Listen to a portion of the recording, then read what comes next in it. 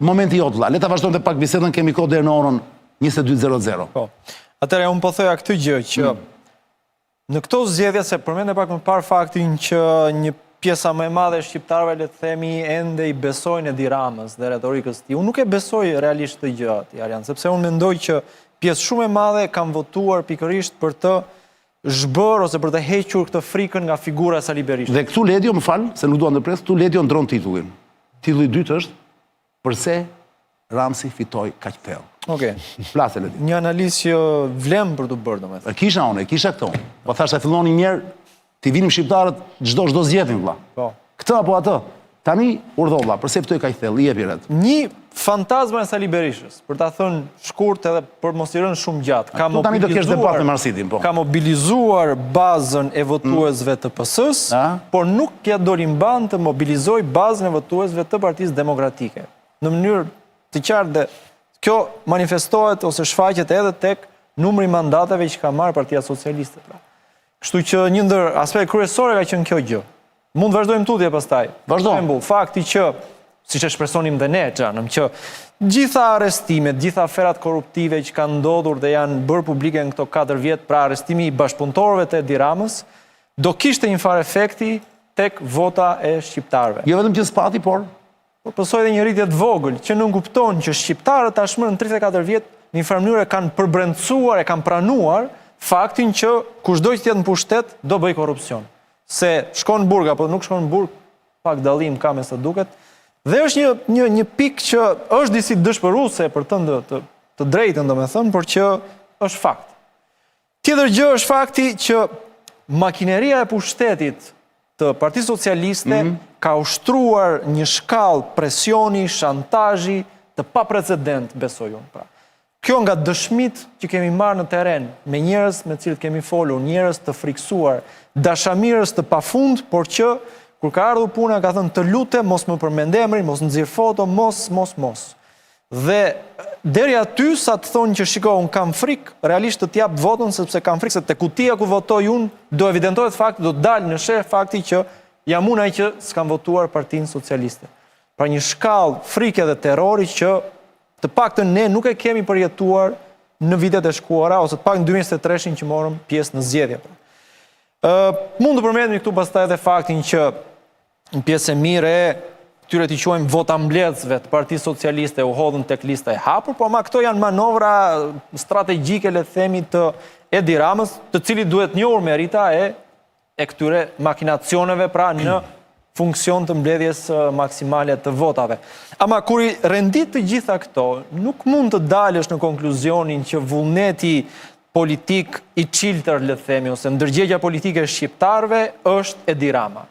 Është më tepër një përshtatje nga njëra anë me situatën aktuale dhe nga ana tjetër është një farë autokritike që do të them që partitë e reja në përgjithësi, pra këto 3 atë që the ti, nuk e kanë dalë banë që të ngjallin një besim më të madh se sa këto 160.000 vota, 130.000 fal. Kështu që ngelet që në katërveçarin e ardhshëm të angazhohemi akoma më tepër për ta. Faktori kryesor fitores thellë të Ramës në mandatin e 4 dhe në mandatin e 4, ti ja vë më shumë dobësisë Berishës dhe të PD-s, të opozitës. Figurës, pra fantazmës së Sali Berishës tek elektorati i majt. Po them kod, për shembull, pensionistët që ne kemi bërë protesta bashkë, kemi munduar, kur vjen puna që kam përballë Sali Berishën, me ata që kemi folur vetë, po them të gjithë, se kemi pasur pensionistë në listat tona, por ama me shumë prej tyre, kur bëhet fjalë për Sali Berishën... Edhe janë ushtri e madhe ata, nuk janë pak pensionistët. Janë ushtri shumë madhe, janë elektorati madh shumë, votojnë ata në përgjithësi. Mjafton të kesh vetëm pensionistët? Marsi, ti dakord me të analizë që bën Edi? Nuk jam dakord të... I vuri prioritetet e... I dëgjova me shumë vëmendje, racionalisht qëndrojnë, por nuk jam dakord. E para njëri Edi Rama nuk fiton vetëm se ka Sali Berishën përballë.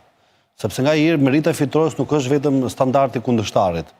Është pikërisht mënyra se si ti ndërton strategjinë tënde. Dhe nuk mendoj që gjithë fitoria e Edi Ramës është varur vetëm sepse në krye të Partisë Demokratike ka qenë një burr i vjetër. Unë listova disa gjëra. Dakor, jo, po kryesor, më të pyeta, sipas teje faktori kryesor është Rama është Berisha Pomte. Jo, ndoshta intimidimi, ndoshta shkalla intimidimi. Okay, edhe dyta Berisha. Po të heqim nga funksioni Berishën. Ne ka thënë Aristoteli, në mënyrë që ta kuptojmë qartë realitetin, i nështrojmë precedentit historik. Ka qenë Lulzim Basha, djalë i ri, i shkolluar, me karrierë ministra, i kaloi gjithë ministrit kryetar bashkie, në fund 2017-2021 dy humbje. Ja ku ke një model tjetër që është djali i ri me hovë perëndimore etj dhe prapë nuk fiton. Unë jam i bindur që do të kishte Rama për balë. Këtu është palosur. Unë mendoj që forca e Ramës është pikërisht rënja e çdo pengese dhe ndalese morale për të arritur atë që do. Vetëm kur ti i heq pengesat, e ke të qartë atë që do dhe si mund të arrish.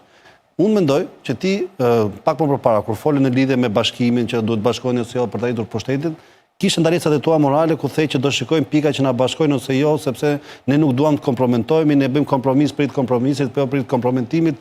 Në moment që i shikon këto detaje që unë i quaj degëzime, largohesh nga trungu i cili është pushteti. Rama këto nuk i shikon fare. E mbani mend 2021 bëri protestë kundër Ilir Metës dhe pati dhe 3 të vrarë për shkak protestës. Në 2011 më falin, 2013 bëri koalicion me Ilir Metën dhe erdhi në pushtet. Me njeriu pikërisht ai i cili ngriti gjithë narrativën.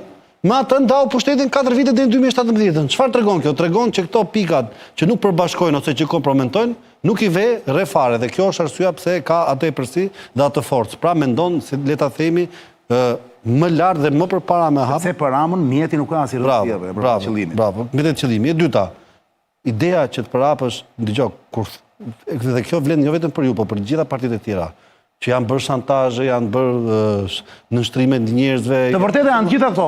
Qëndrojnë, e di kur përdoret këtë narrativ, kur njerëzit nuk kanë më çfarë të humbin. Pra nëse njëri humb gjitha, vetëm atëherë ngrehet nga dhuna totale.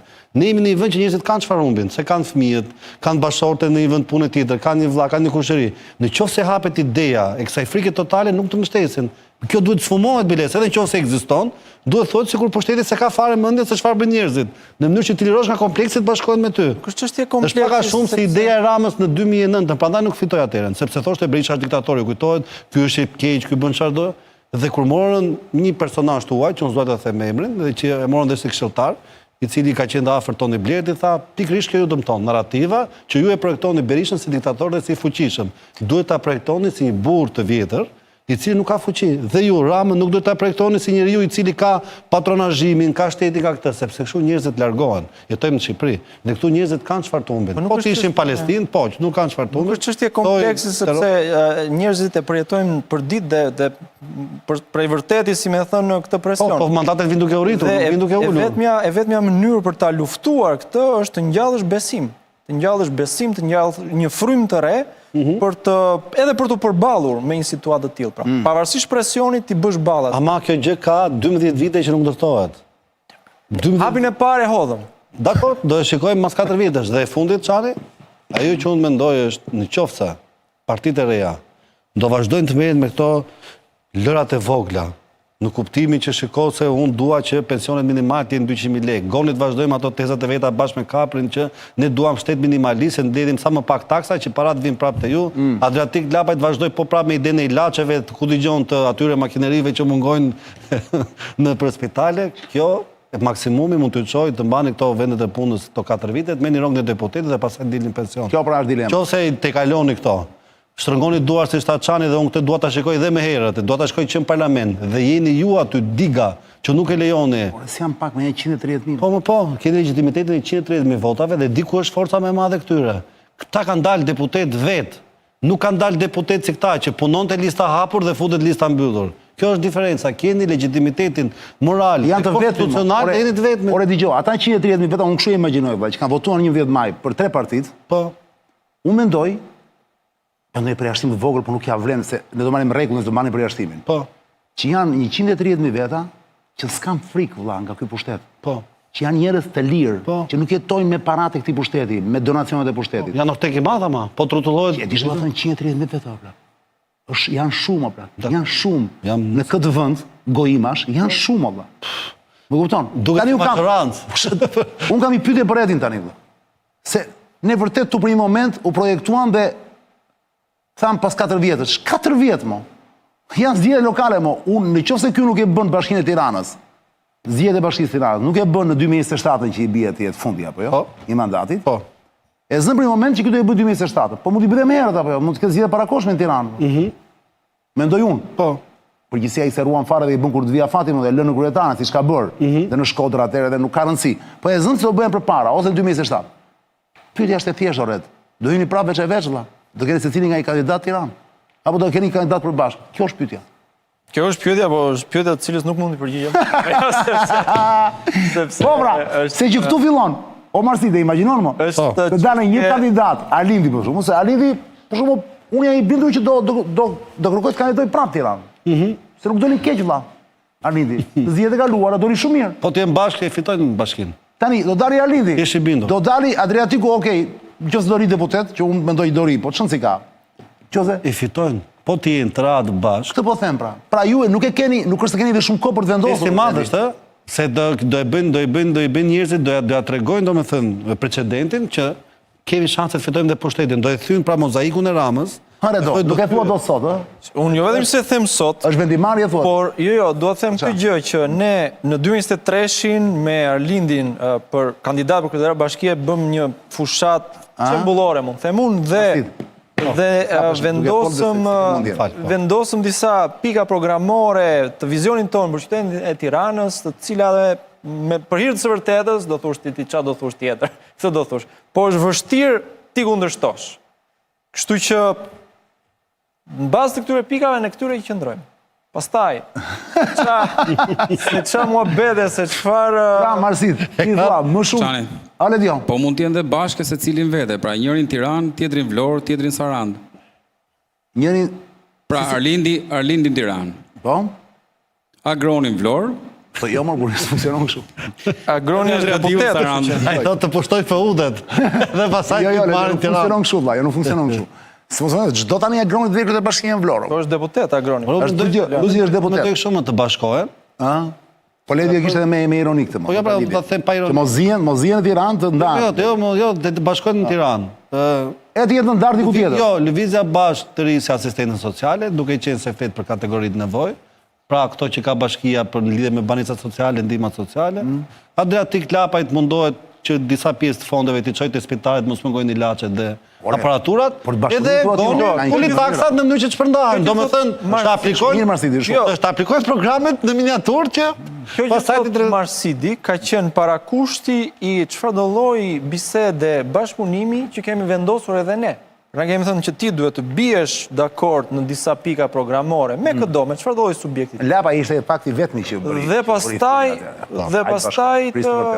të flasësh për mundësitë e bashkëpunimit, nëse s'ke një platformë të përbashkët, një vizion në të cilën mund të bësh dhe kompromise pa u komprometuar. Patjetër, patjetër. Është e bukur kjo, kompromis pa komprometuar. Unë jam dakord me këtë. E ka këtë tezë. Po është e bukur kjo. Të bësh kompromise pa kompromis. Por le të jetë si ombrell, mo. Po, mo. Le të jetë si ombrell, mo. Nuk është e keqe kjo, mo. Jo, as pak. Është e bukur kjo. Unë jam dakord me Redin. Unë me zor përpres të shikoj të dalin me duart. Unë jam dakord me Redin, por kanë të vetme mënyrë sepse cila është mënyra tjetër për ta mposhtur elektoralisht Edi Rama, valla. Dini gjë, unë e kam një po koston, nuk e them dot, po ju keni një mënyrë tjetër për ta mposhtur elektoralisht nëpërmjet votës. Nëpërmjet votës dhe frymëzimit të njerëzve, se çfarë tjetër? Jo, për tek kësaj ka gjithmonë një mënyrë tjetër përveç votës, mo. Cila? Por nuk e them se kushton, pra do të paguajnë shumë që ta them, e kupton? Problemi është ky, që përdesa ju nuk shikoni asnjë mënyrë tjetër përveç votës, kjo është dhe qëllimi i bisedës tonë në fakt me Marsidin për të kuptuar diferencat. Dhe ti, Redi, bravo sepse më pëlqeve shumë. Nuk tha jo, Redi, mençur vlla, nuk tha jo. Nuk tha po, nuk tha po, kujdes, nuk tha po, nuk tha jo. E gjeti ombrellën shumë interesante. Po kompromiseve, jo kompromentimit. Slogani paparisht. Jo, po prit sekond, që mund zbatohet në praktik. Po. Pra, deri ku jeti vlla? Kaq ti jap, një sekond. Po. Kufiri bia kuqe është këtu. Po. Këtë mos e kërko. Okej. Ti tjetri hajde pak. Po. Bien dakord për çfarë? 1 2 3. Jo, pikën 4 e gabi vlla, këtë sta jap. Po. Pra nëse ulen. Po shiko, të them edhe diçka tjetër, se përveç pikave kemi akoma dhe 9 minuta kohë, para se të bjerë gongu dhe të lë të qetë. Përveç pikave programore, sigurisht një të ardhme të supozuar duhet diskutohen, është edhe çështja e, për shembull, e mënyrës së financimit të një fushate elektorale. Sepse ne i qëndrojmë fort parimit që të ardhurat, parat pra, të cilat financojnë një fushatë elektorale, duhet të jenë transparente, duhet të jenë të qarta, duhet të bëhen të pastra pra. Se s'mundet të bëhet një fushatë elektorale me burime të panjohura dhe të pretendojmë pastaj që jemi të pakompromentuar pra. Se mund vinë Nuk e di. Ka të drejta ai, se kjo ka Si zgjidhet, Marsit? Shiko, kjo zgjidhet Çani edhe nëpërmjet dispozitivit ligjore. Dhe kjo ka nevojë për shikim të kodit zgjedhor, të mënyrës së financimit të partive etj. Po varet nga vullneti vetë subjekteve. Nga vullneti vetë subjektit. Edhe problemi $6 milion të zotit Berisha, nëse kujtoj i lobimit, sepse këto janë donacione. Po këto donacione mund të bëj ku dëgjon. Marsit Gubi që është kryetari i kartelit Meksikës. Ka $30 milion, japon $6 milion, sepse kanë ca njerëz në Shqipëri, kanë ca interesa. Nuk është ideja janë donacion se janë donacion. Ideja është ata njerëz si cilët, cilët janë e para, dhe e dyta, ky fluks kaq i madh parash, për çfarë të duhen? Dhe si do shpërndahen? Se mund të udhë dikush. Ty je dakord me Redin ti? Unë jam dakord me Redin. Si anashkalohet kjo pra? Kjo anashkalohet. Që mos jetë pengesë për të bashkuar, pra kjo është ide ime. Ka ndonjë mundësi? Vetëm nëpërmjet transparencës. S'ka mënyrë tjetër. Është shumë e thjeshtë. Duket shumë, domethënë, se fjalë transparencë jep edhe. Pra në një mënyrë agron sheja, në një mënyrë agron sheja që doli dhe tha, po, unë e kaloj limitin. Po. E parave, do paguaj gjobën se ja parat e mia. I dihet burimi ama. I dihet burimi. Problemi është kur vjen e zema Adriatik Lapaj, po e marrim si shembull zotin Lapaj, dhe ta më kuptoj këtu, dhe thotë un kam 10 milionë euro se më kanë dhënë shqiptarët e Amerikës. Edhe ai fatikisht, duam me, edhe ai e kishte pasqyrën, a? Po e kishte më dhe ishte avokat i suksesshëm. Jo, e kishte pasqyrën nga i vinitar. Jo, e them pa të keq. Ka bërë atë në, nuk e di se çfarë mendimi ka Redi. Po ai e kishte të transparente vllani. Edhe ishte vetëm që ka bërë në emision ka kërkuar Sebastiani. Unë e kam thënë çani imazhin tim. Unë kur kam marrë vesh që Adriatiku arrin të marrë për një çështje thjesht ligjore 50 milion lekë, kam thënë ky duhet të jetë kryeministri i Arçëm, sepse mendoja tarifat për importet, për eksportet, taksat etj. Pra njëri që ka atë aftësi të tillë duhet të jetë shanset patjetër që ai ka më shumë, mjafton të shohësh që ai ka dalë me mbi 60.000 vota, nuk di se do vete në fund. Po, ai është partia e tretë së Shqipëria Adriatiku. Ora është avokat, as kryetari i dhomës avokatisë, zoti Axhia, nuk arrin dot të marrë për çështje ligjore 50 milion lekë pagë. Vlla, Shqipëria bëhet sot është partia e tretë e Shqipërisë, vlla. Jam dakord. Është mbi Tomdoshin, mbi të gjithë, pra është poshtë PD vlla, poshtë Muhabeti. Po. Unë do doja që të ishin, sepse kam shumë simpati realisht, më pëlqen dhe intelektualisht Lëvizja Bashk, Arlindi, Redi. Dakor? Do doja që të kapnin më shumë, këta do ja bëjnë vetë analizën sepse kanë kaq. Këta janë 3 pushtete brenda një pushteti. Këta do jenë pushteti drejtësisë, se janë të ndershëm, të drejtë do kontrollojnë. Agroni do jetë pushteti ekonomik, do sjellë financat, Adriatiku do jetë ai që do administrojë dhe që do i shpërndajë. Mund të qëndrojnë bashkë, mund të qëndrojnë bashkë. Qëndrojnë, kontrollojnë njëri tjetrin. Unë për shembull do besoj te ndershmëria e Lëvizjes Bashk. Zgjidh dorën ashtu sepse më del më parë. Do besoj te shpërndarja e zotit Lapaj dhe do besoj edhe te financimi i zotit Shehaj. Ka çfarë perle kjo çfarë triumvirati papa. Triumvirati burba, ne po them këta janë. I kanë të treja pushtetet, thjesht kanë guximin, sulmojnë. Sulmoni po shtonë në 2009. Nuk ri. Besoj se funksionon kështu. Jo. Me si badut është e bukur, po nuk besoj se funksionon. Po pse? Ku çalon Redi? Po çalon sepse nuk mundet të ndahet thjesht tek ndershmëria, ose është në gjitha hallkat e pushtetit ose s'është, pastaj. Mundet njëri të vjedhë dhe tjetri. Cili është metri i ndershmërisë? Metri cili është, me sa e madh? Që në piknisje, si thash, që në mënyrën se si financon fushat, që në mënyrën kur, me një fjalë shef burimin e fondeve, pastaj, unë do thoja që është më e thjesht të grumbullosh vota, të mbledhësh vota, duke përdorur makinacionet e partive të vjetra.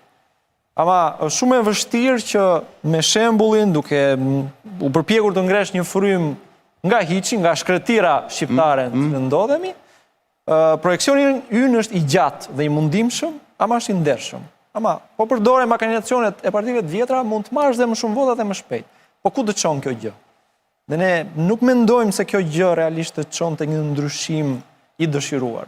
Madje te kjo lojë është më i aftë Edi Rama se sa gjithë tjerët. Patjetër. Kështu që me mjetet e tij nuk e mund dot. Mënyra për ta mundur është. Po flasin ta mundim. Po flasin ta mundni. Tu po flasin të bëheni aq sa ai të kthej kokën nga ju dhe thotë pritani vëlla se si bëj dot ato gjëra, ka një grup atje që po më më shfutu për këmbë vëlla. Dakord, por ama rruga duhet të jetë e drejtë.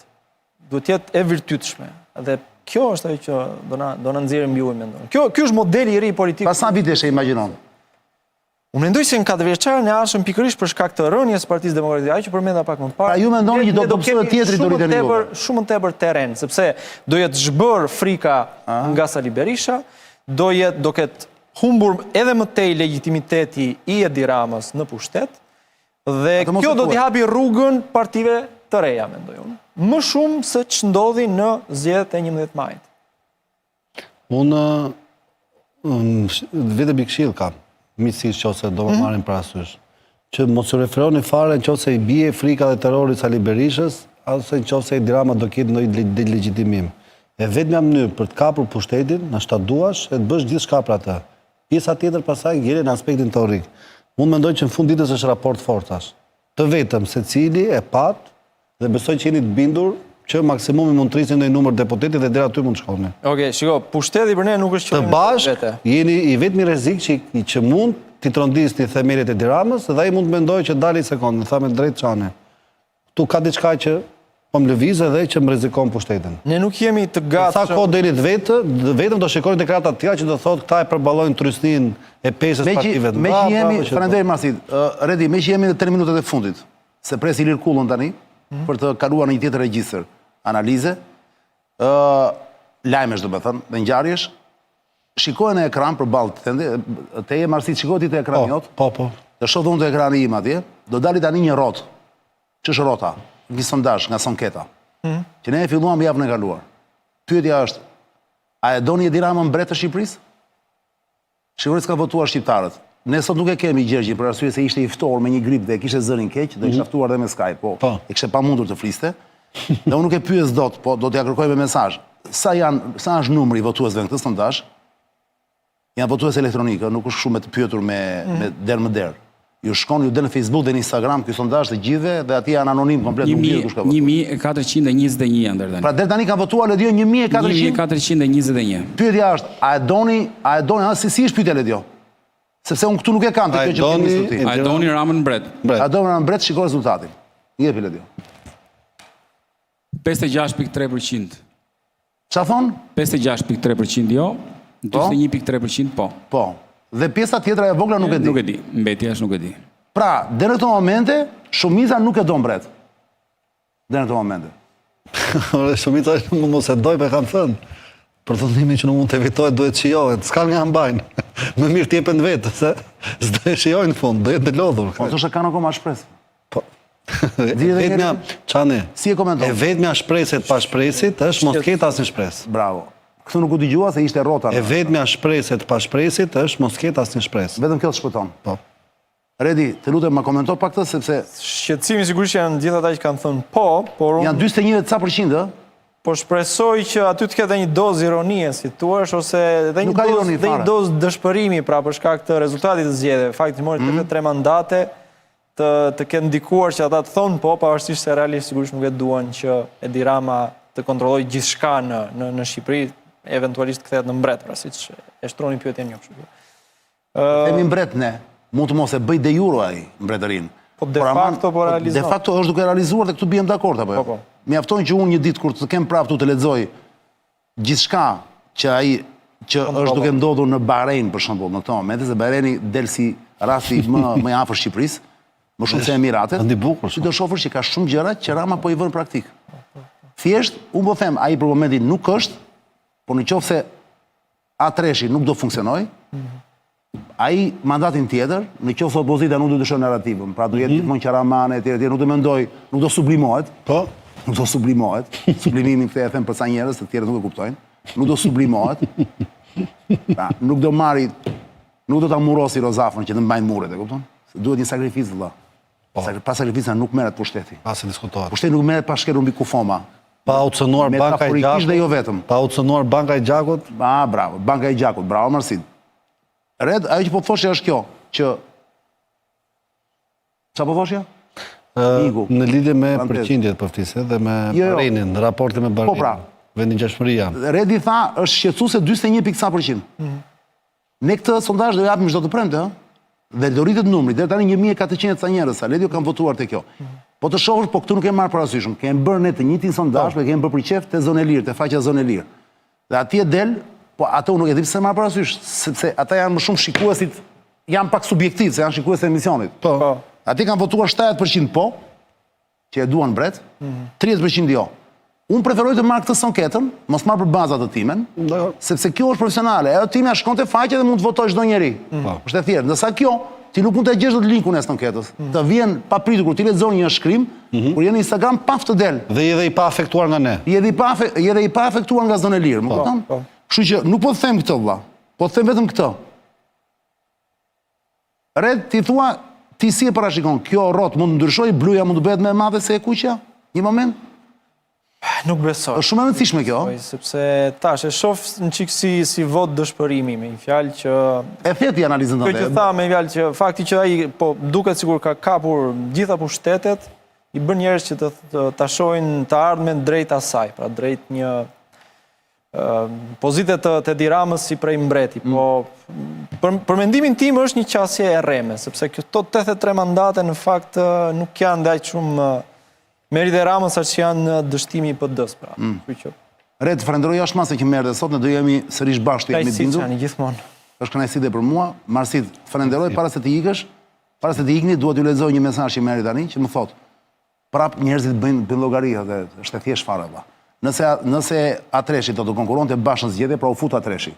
Llogariza përdori. Nëse Atreshi, Adriatik, Arlind, Agron, do futeshin bashkë, do konkuronin bashkë në zgjedhje, Berati një deputet, Durrësi një deputet, Elbasani një deputet, Fieri një deputet, Korça një deputet, Lezhë një deputet, Tirana 5 deputet, Vlora një deputet, që totali bien 12 sigurt. Pra, me të gjithë që kanë folur, bëjnë këtë llogari vëlla, nuk është thjesht matematik. I referohen, e futin me sa duket në një ekuacion që referohen sistemit. Dhe sot do ishte me 12 deputet, do ishte në luftë për 2 ose 3 të tjerë vazhdon mesazhi. Po ne kemi bërë se kemi nxitur që të bashkohen. Jo, do ishte rezultat real, po na kishin dëgjuar. Ti i pari, bashkë me ne kemi thënë, edhe Arlindit kur ka qenë këtu, dhe Agronit, dhe Adriatikut.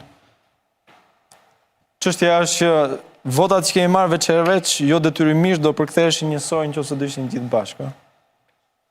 Po pra, kjo pra është kontradikta. Kjo që thua ti, bie ndesh me llogaritë që janë bërë nga njerëzit, pra. Do dilte kjo. Se ti thua që nuk di se votoni po të ishit bashkë. Tani, 2 subjekte të cilat po marë Agronin me Adriatikun.